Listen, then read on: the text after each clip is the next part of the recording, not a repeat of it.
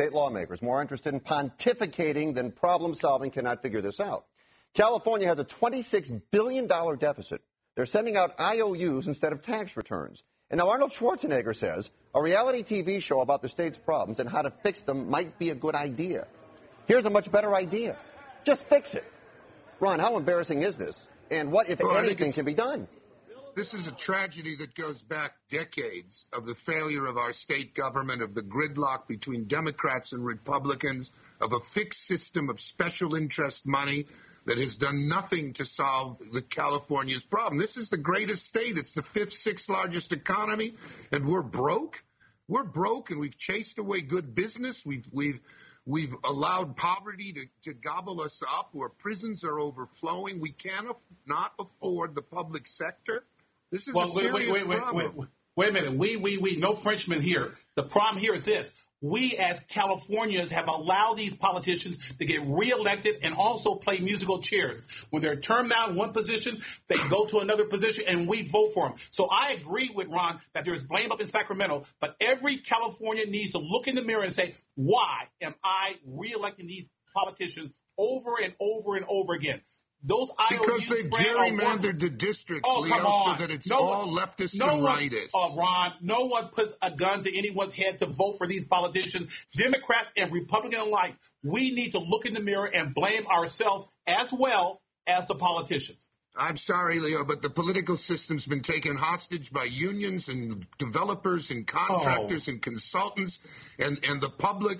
I agree the public is beaten and defeated, but they've been seeing their government stolen. Well, let me say this. No. Ron, I got to tell you something, Leo. Ron, I think the public is a bit beaten and defeated. Whose fault is it? How do we fix it? Well, I think the media has a lot to do with it. We have a tepid and dying press and media influence. We do pay 100 times more attention to Michael Jackson than we do to critical issues. And we create a theater. Defend himself. We create a theater, and the public, we're buried in problems, and there are no leaders stepping forward. We're lost in ideology and self. Well, Ron, you know what? With all due respect, when you running the daily news, you could have brought these points out earlier and brought them out more than what we're bringing out right now. People have been allowing these politicians to remain in office over and over again. All right, Leo, we're going to move on to our final topic now. And before last fall, nobody outside of Alaska knew who Sarah Palin was. There was certainly a charm about her. Republicans hoped that charm, combined with John McCain, could win them the White House. Her inexperience proved deadly, and Palin was mocked by the media. She has resigned as governor of Alaska, and, of course, the speculation is to get ready for her run to the White House in 2012. Leo, as we sit here tonight, is Sarah Palin the face of the Republican Party? If so, does she have a chance? No and no again. Fred, she's been done in not only by Democrats, by her own Republican Party. At a big fundraiser a couple of months ago, they took her off as a keynote speaker and brought in Newt Gingrich. Sarah Palin is a quitter. She ran for office. She quit on the people of Alaska. And just think of it, Fred, 9 months ago, this woman was on the ticket for the White House for the Republican Party, and she quit. And if this is her strategy for a springboard election in 2012, she scares me. She's not a candidate. You don't quit in the middle of the race, The Republican Party's got enough troubles, and Sarah Palin is certainly symptomatic of it. I mean, they need to regroup. They need to get away from ideology and into what the party really stands for, which is personal responsibility, accountability, and efficiency in government. And if they keep getting lost in the kinds of social issues that Sarah Palin picked up, that she was put on the ticket for, they're not going to get back into a majority status. They have to stand for fundamental good government. Listen.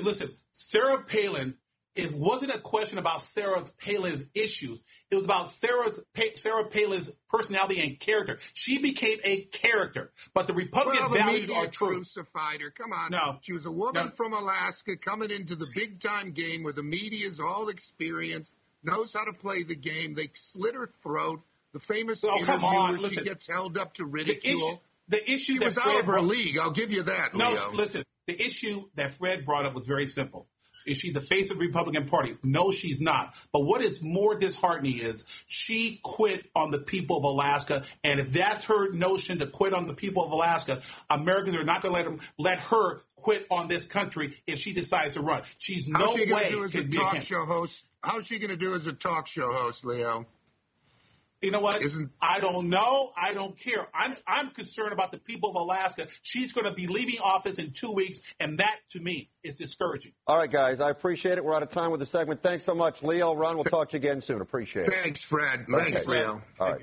I respect any son who loves his mom enough to carry around pictures of her. But I have to draw the line when they're naked pictures and she's trying to sell them online. If you're so smart, prove it. Contact NBCFilter on Twitter or Facebook, or send an email to thefilter@NBCUni.com. We care what you think, but if we don't like it, we'll filter you.